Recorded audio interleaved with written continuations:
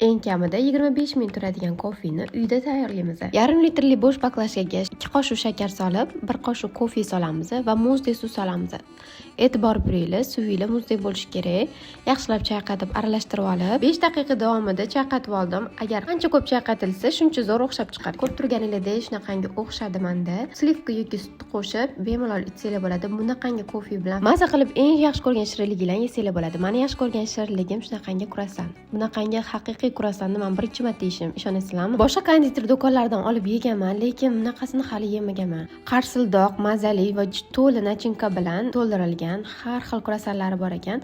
Albatta sizlar ham bir marta olib yeb ko'rishinglarni tavsiya qilaman. Qayta yana yegili kelaverar ekan. Kruassan qaysi shaharda o'ylab topilganini bilasizlarmi? Bilsanglar albatta kommentariyada yozib qoldiringlar, chunki menga bu juda ham qiziq. Agar sizga shunaqangi layfhaklar, foydali videolar va haqiqiy otsiflar kerak bo'lsa, albatta men profilimga marhamat qiling.